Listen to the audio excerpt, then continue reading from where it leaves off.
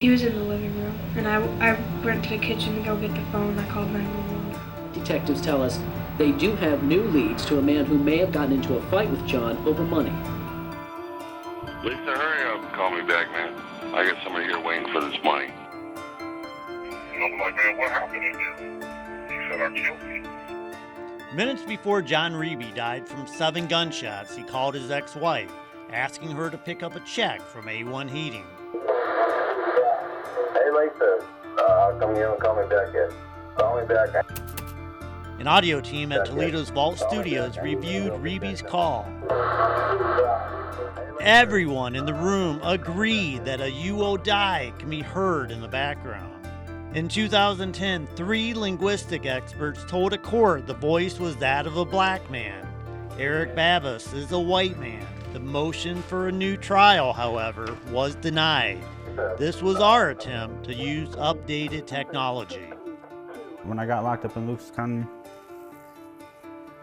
I was on the phone with my uncle, and some guy, he just kept walking back and forth, and I don't know if he was trying to listen to my conversation or what.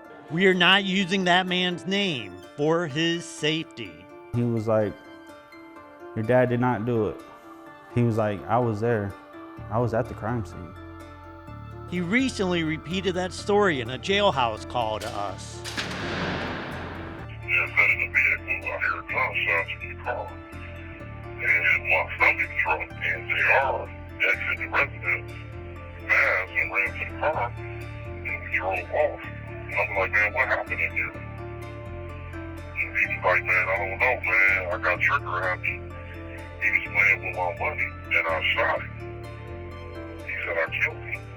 The man he was talking about was his longtime friend, Valen Rogers, whose nickname is JR. Police later identify him as one of Riebe's drug dealers. Phone records show 5 calls between Riebe and the man on December 15th, the day of the murder. I'm just telling you what I saw.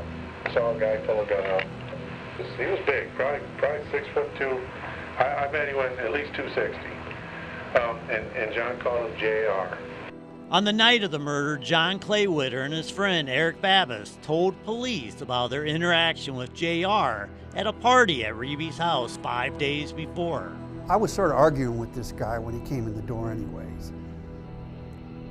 I just didn't like him. So me and him had a few words, and John said, Eric, shut up. Police did not talk to JR until a week after Babos had been indicted. In court testimony, Sergeant Robert Colwell said JR told him he did not carry a gun, and he believed him. You get a concentration on a defendant. You believe that that person is responsible for what crime you're investigating, and then by doing that, you exclude all other possibilities. So the fact that they asked the person that we suggested may have committed the crime, did you have a gun? Oh no, I don't have a gun, I don't carry a gun. And then just dismiss that without following up or finding out anything else about that person. 2 months after Babos' trial, JR was arrested for carrying a gun as a felon. It was a .380, the same caliber that killed Riebe. JR has 140 charges on his criminal record in Toledo Municipal Court, including weapon charges and lying to a police officer. He is currently in prison for domestic violence. I went to see him in the county jail. I went to see if he would tell me anything, and it wasn't a cooperative interview, and he was more bragging. Like, I asked him, have you ever killed anybody? He's like, well, if I did, I wouldn't tell you. But he was just telling me that the guy who was in there should just do his time and keep his mouth shut. Nearly everyone that we interviewed for this series agreed that a series of phone calls made between 2:57 and 3:13 p.m. are the key to the case. This is the time period that Riebe was killed. Daniel Boyle was the office manager for A1 Heating. He took calls from a man who identified himself as Eric, John's helper, shortly after 3 p.m. You believe that it was a black man that you were talking to? That's correct. Do you believe at this point, 20 years later, that that was not Eric on the phone? I don't know if it was Eric or not. I know it sounded like a black woman. I did talk to multiple jurors on the case. One told me that this information could have made a difference in her decision. Boyle was not asked about the ethnicity of the caller during trial. Look at the actual court transcript. But his statement to me mirrors what linguistic experts said back in 2010. I just want everybody to know that my dad is innocent.